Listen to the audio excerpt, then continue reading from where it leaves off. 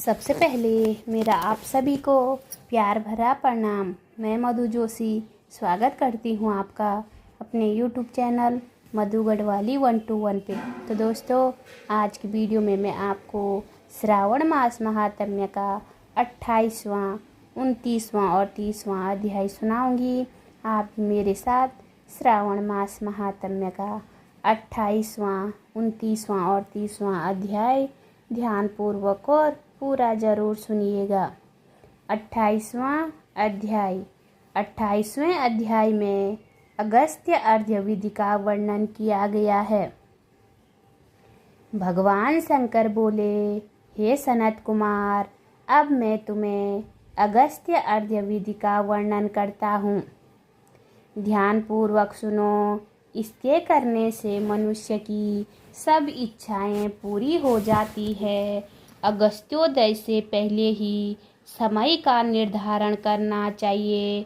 7 रात उदय होने में शेष हो तो पहले 7 रात पूर्व से प्रतिदिन अर्घ्य देना चाहिए। विधि: मनुष्य सुबह श्वेत तिल से नहाकर सफ़ेद कपड़ा तथा माला धारण करें। सोने से निर्मित कलश की स्थापना कर पंचरत्न युक्त, घी पात्र युक्त अनेक प्रकार के भोजनीय फल तथा माला और कपड़े से विभूषित करके उसके ऊपर तांबे का पूर्ण पात्र रखना चाहिए। उस पर कुंभोद्भव महर्षि अगस्त्य की प्रतिमा रखें। प्रतिमा मोटी, लंबे हाथों वाली, दक्षिणामुखी, जटायुक्त, हाथ में कमंडल, बहुत से शिष्यों से घिरी हुई, दर्भ, अक्षत धारी तथा लोपा मुद्रा सहित होनी चाहिए। उसका गंध पुष्प आदि षोडश उपचारों सहित पूजन करना चाहिए। बहुत विस्तार द्वारा नैवेद्य समर्पण करना चाहिए। भक्तिपूर्वक दध्योदन बलि तथा अर्घ्य देना चाहिए। विधान: स्वर्ण, चांदी, तांबा या वेणु में नारंगी, खजूर, नारियल, करेला, पेठा, केला, अनार, बिजोरा, नींबू, अखरोट, पिस्ता, नीलकमल, कमल, कुश, दुर्वा तथा अन्य फल एवं पुष्प, 7 धान, 7 अंकुर, 5 पल्लव, 5 कपड़े रखकर प्रतिमा की पूजा करें। पृथ्वी पर घुटनों के बल बैठकर, पात्र को सिर नवाकर, मस्तक झुकाकर, कुंभोद्भव मुनि का ध्यान कर श्रद्धापूर्वक अर्घ्य देकर कहें, काश पुष्प तुल्य वाले ब्रह्मारथ संभव, हे मित्रा वरुण, कुंभयन, आपको नमस्कार है। जिसने आतापी और महाबली वातापी को भक्षण किया, जो श्रीमान लोप मुद्रा के पति हैं, उन्हें नमस्कार हैं। जिसके उदय में पाप विलीन होते हैं, त्रिविध पाप नष्ट होते हैं, उनको मेरा नमस्कार है। वैदिक लोगों को अगस्त्य मंत्र से, स्त्री तथा शूद्र पौराणिक मंत्र द्वारा अगस्त्य को अर्घ्य देकर प्रणाम करना चाहिए। हे राजपुत्री, हे महाभागे, हे ऋषि पत्नी, हे वराण्य, हे लोभ मुद्रे, आपको मेरा नमस्कार है। मेरे इस अर्घ्य को आप स्वीकार करें। मंत्र से वेधा को घी द्वारा अर्घ्य मंत्र से 1008 या 108 आहुतियाँ देनी चाहिए। इस प्रकार होम करके विसर्जन करना चाहिए। हे अचिंत चरित अगस्त्य, मैंने आपका यथाविधि पूजन किया है। इस संसार या परलोक कार्य की सिद्धि करके आप यहाँ से विदा हो। इस प्रकार अगस्त्य का विसर्जन करके इस मूर्ति को ब्राह्मण को दे देना चाहिए। वेद वेदांग के ज्ञाता, दरिद्र तथा कुटुंबी ब्राह्मण का अभिनंदन करना चाहिए। चित्त में यह भावना होनी चाहिए कि अगस्त्य मुनि इनको द्विज रूप से स्वीकार करे। इसे अगस्त्य ऋषि ग्रहण करते तथा देते हैं। दोनों के तारक अगस्त्य हैं। अतः अगस्त्य ऋषि को नमस्कार है। द्विज लोग वैदिक और शूद्र पौराणिक मंत्र पढ़ें। हे सनत कुमार, अगस्त्योदय के पहले 7वें दिन दक्षिणा सहित धेनु का दान करना चाहिए। इस प्रकार निष्काम होकर 7 रात अर्घ्य दान करने से जन्म जन्म का भय मिट जाता है। ब्राह्मण 4 वेदों और 6 शास्त्रों का विधान बन जाता है। वैश्य को धन तथा गोधन की प्राप्ति होती है। क्षत्रिय समुद्र तक भूमि प्राप्त कर लेता है। शूद्र की गरीबी दूर हो जाती है। स्त्री को पुत्र सौभाग्य और घर की प्राप्ति होती है। जिन देशों में लोग अगस्त्यार्चन करते हैं उन देशों में मेघ काम वर्षी हो जाते हैं। टिड्डी दलों की समाप्ति और रोगों का नाश हो जाता है। जो निष्काम होकर या वजीवन करते हैं वह मुक्ति पथ के भागीदार बन जाते हैं। बोलिए शिव शंकर भगवान की जय। पार्वती माता की जय। 29वां अध्याय श्रावण मास के व्रतों के कृत्य का वर्णन। भगवान शंकर ब्रह्मा पुत्र सनत कुमार से बोले, हे पुत्र, अब मैं तुम्हें श्रावण मास के व्रतों के कृत्य के संबंध में बतलाऊंगा कि किस समय क्या करना चाहिए।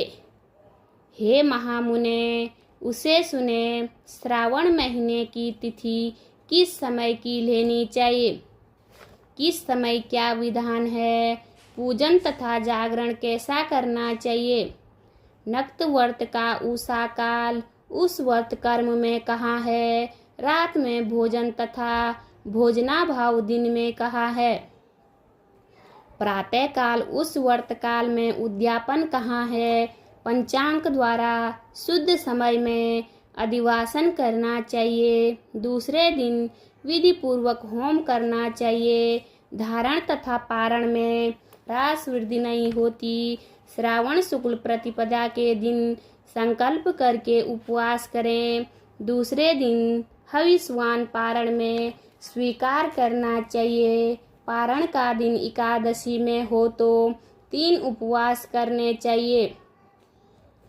रविवार व्रताचन काल प्रातः काल की है।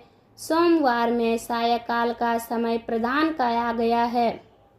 मंगल बुध तथा गुरु की पूजा में मुख्य समय सुबह का है। शुक्र पूजा सुबह तथा रात में जागरण करें। नरसिंह और शनि की पूजा शाम को की जाती है। शनि व्रत का दान का समय मध्यम है। हनुमान जी की पूजा मध्यम तथा अस्वस्थ पूजा का समय प्रातः काल है। रोटक व्रत में प्रतिपदा तथा सोमवार सहित त्रिमुहूर्तोहार स्वीकृत है। या पहिए की तिथि ग्रह है।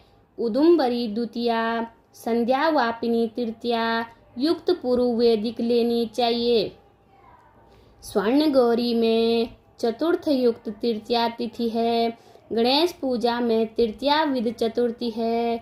नाग पूजा में षष्ठी युक्त पंचमी है। सुपोदन व्रत सायं व्यापनी सप्तमी युक्त षष्ठी है। शीतला व्रत में मध्यम वापनी सप्तमी है। देवी के पवित्रारोपण में रात्रि युक्त अष्टमी तिथि है। कुमारी में रात्रि व्यापनी नवमी उत्तम है। आशा में रात्रि व्यापनी दशमी है। हे तात, दशमी विधा एकादशी आग्रह है, उसके वेद को मैं बताता हूँ।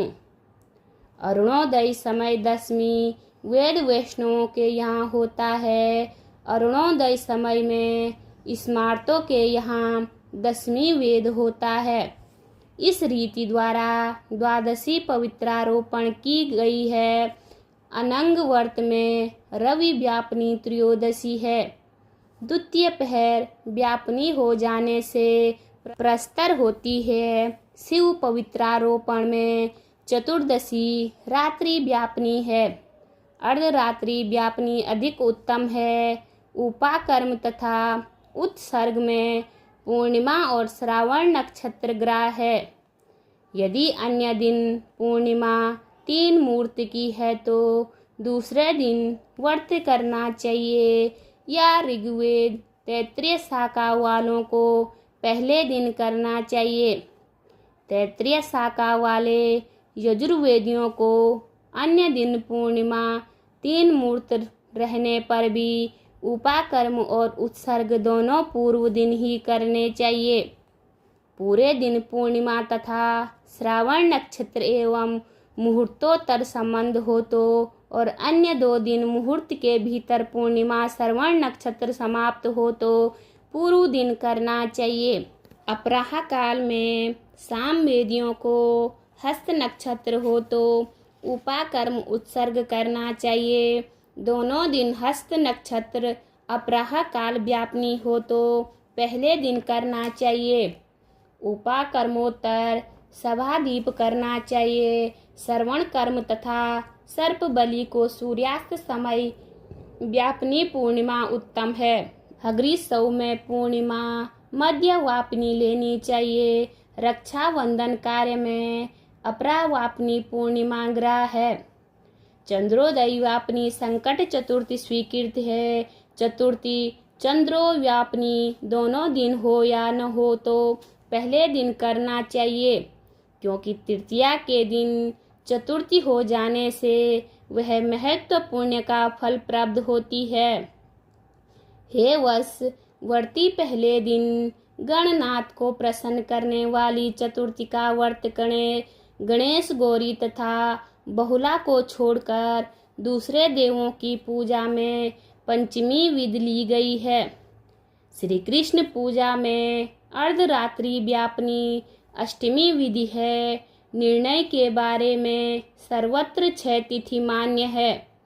1, 2 दोनों दिन पूर्ण व्याप्ति, दोनों दिन केवल अव्याप्ति, दोनों दिन अंश द्वारा समव्याप्ति, दोनों दिन अंश द्वारा विषम व्याप्ति तथा अन्य दिन अंश द्वारा अव्याप्ति, पूर्व दिन अंश से व्याप्ति, अन्य अव्याप्ति। 6 पक्षों में से 3 पक्षों में संदेह नहीं है।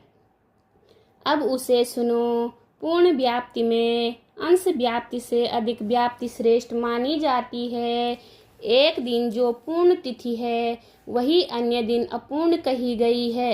एक अव्याप्ति अन्य दिन अंश व्याप्ति हो तो श्रेष्ठ अंश व्याप्ति होती है। अंश व्याप्ति जब हो तथा वह सम हो तो वहाँ संशय हो जाता है, तो वेद वाक्य निर्णय करना चाहिए। युग्म वाक्यों से कहीं कहीं वार नक्षत्र योग बल से, कहीं प्रदान 2 योग में, कहीं पुराण योग से जन्माष्टमी व्रत में संदेह हो, यानी इस पक्षों में परा हो तो प्रातः काल में पारण करना चाहिए। यदि 3 पहर अष्टमी समाप्त हो या बाद तक रहती हो तो सुबह में पारण करना चाहिए।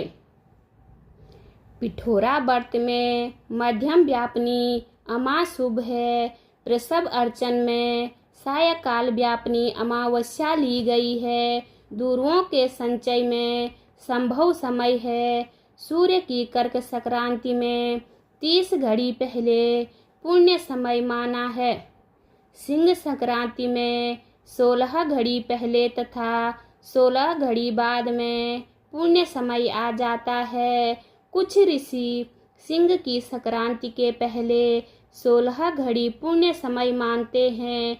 अगस्त्य अर्घ्य समय व्रत सहित ही कहा गया है। हे वत्स, मैंने यह कर्मों का काल निर्णय बताया है। इस अध्याय को जो सुनता है तथा जो सुनाता है उसको श्रावण मास के सभी व्रतों का फल प्राप्त हो जाता है। बोलिए शिव शंकर भगवान की जय, पार्वती माता की जय। 30वां अध्याय। 30वें अध्याय में श्रावण मास का संक्षिप्त महात्म्य तथा उसका सुनने का फल वर्णन किया गया है। भगवान शंकर बोले, हे वत्स, श्रावण मास का जो महात्म्य मैंने तुम्हें बताया है, उसे यदि कोई 100 वर्ष तक उसका वर्णन करता रहे तो भी वह पूरी तरह नहीं कह सकता। सती ने दक्ष प्रजापति के यज्ञ में अपने शरीर का होम करने के बाद हिमालय की पुत्री के रूप में पैदा होकर इसी श्रावण मास का सेवन किया था, जिसके कारण उसने मुझे पति रूप में प्राप्त किया है। इसलिए यह महीना मुझे बहुत प्रिय है। इस महीने की यह विशेषता है कि इसमें न अधिक ठंड पड़ती है और न अधिक गर्मी पड़ती है। इस माह में राजा और प्रजा दोनों को अपने शरीर में वैदिक मंत्रों द्वारा सफ़ेद भस्म लगानी चाहिए या जल मिश्रित द्वारा त्रिपुंड, मस्तक, छाती, नाभि, दोनों भुजाओं, दोनों कुल्हों, दोनों कंधों, सिर, कंठ और पीठ में मान स्तोके इस मंत्र से धारण करते हैं। सज्ञो जताति इससे या षष्ठ अक्षर मंत्र से सर्वांग में भस्म लगानी चाहिए। शरीर में 108 रुद्राक्षों को धारण करना चाहिए।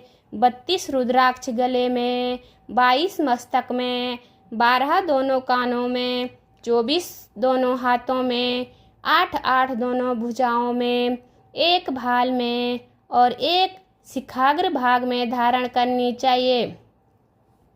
पंचाक्षरी मंत्र ओम नमः शिवाय का जाप करना चाहिए। श्रावण मास को मेरा प्रिय मास जानकर इस मास में मेरी तथा केशव की पूजा करनी चाहिए। मुझे इस महीने में कृष्ण जन्माष्टमी अधिक प्रिय है। इसी दिन देवकी के गर्भ से श्री कृष्ण का जन्म हुआ था। हे वत्स, मैंने तुमसे श्रावण महीने का लेस मात्र महात्म्य कहा है। अब तुम क्या सुनना चाहते हो? सनत कुमार बोले, हे भगवान, श्रावण महीने के जिन कर्मों को आपने बताया, उन्हें सुनने के समय आनंद रूपी सागर में मग्न हो जाने से तथा अधिक हो जाने के कारण सब बातें स्मरण नहीं रही। हे नाथ, तथ्य रूप से आप सुनाइए, जिसमें क्रम से पता चले तथा मैं भक्ति पूर्वक ग्रहण कर सकूं। भगवान सदाशिव बोले, समाहित हो शुभ अनुक्रमणिका। शौनक ऋषि का पूर्व प्रश्न है, अनंतर सूत जी का उत्तर है। सुनने वालों के गुणों की कथा, तुम्हारे प्रश्न और श्रावण मास की तथा श्रावण की स्तुति। हे मुनिश्रेष्ठ, फिर सविस्तार तुम्हारा प्रश्न हुआ। तुम्हारे द्वारा मेरी स्तुति, नाम, निवर्चन आदि सहित हुई। फिर उत्तर क्रम से, जिसमें सब उद्देश्य है, विशिष्ट तरह से तुम्हारा प्रश्न नक्त व्रत, रुद्राभिषेक तथा लक्ष्य पूजन विधान, दीपदान, महात्म्य, किसी प्रिय चीज का त्यागना, रुद्राभिषेक का फल, रुद्राभिषेक का पंचामृत से फल, भूमि शयन तथा मौन व्रत फल, धारण पारण विधि, मासोपवास कथन, सोमबख्यान, लक्ष्यवर्ती विधि कथन, कोटिलिंग विधान, अन्नोदत व्रत कथन, हविष्यान भोजन, पत्तल पर भोजन, शाक त्याग, भूषयन, प्रातःकाल स्नान, दमसम कथन, स्फटिक आदि के लिंगों की अर्चना, जप पूजन फल, प्रदक्षिणा, नमस्कार, वेद पारायण, पुरुष सूक्त विधि, गृह यज्ञ विधि, क्रम से रवि, चंद्र तथा भौम का व्रत कथन, बुध और गुरु व्रत, शुक्र के दिन जीवंतिका व्रत, शनि के दिन नृसिंह व्रत, शनि हनुमान और पीपल व्रत कथन, रोटक व्रत तथा औदुंबर व्रत महात्म्य, स्वर्ण गौरी तथा दुर्वा गणपति व्रत कथन, पंचमी में नाग व्रत, षष्ठी को सूपदन, सप्तमी को शीतला व्रत तथा पवित्रारोपण विधि, नवमी को दुर्गा कुमारी पूजा, दशमी को आशा व्रत, एकादशी द्वैव्रत, द्वादशी विष्णु प्रीत्यर्थ पवित्रारोपण, त्रयोदशी को कामदेव व्रत, चतुर्दशी को शिव प्रीत्य अर्थ पवित्रारोपण, पूर्णिमा को उपाकर्म उत्सर्ग तथा श्रावणी कर्म विधि, सर्प बलि, हग्रीव जयंती महोत्सव, सवादीप, रक्षाबंधन तथा गजानन का संकट नाशन व्रत, कृष्ण जन्माष्टमी व्रत एवं कथा विधि, पिठोर व्रत, पोला संकट, वृषक व्रत, दर्भ संग्रह, नदियों का रजस्वला काल, सिंह की संक्रांति में गो प्रसव होने पर अनिष्ट शांति, कर्क सिंह श्रावण में दान, स्नान, युक्त मास महात्म्य, श्रवण एवं कथन, व्यास पूजा, अगस्त्य ऋषि विधि, कर्म तथा व्रतों के फल का निर्णय एवं मास महात्म्य के सुनने से मास के समस्त व्रतों के फल का भागीदार होना है। हे सनत कुमार, तुम अपने मन में इसी क्रम को ग्रहण करो।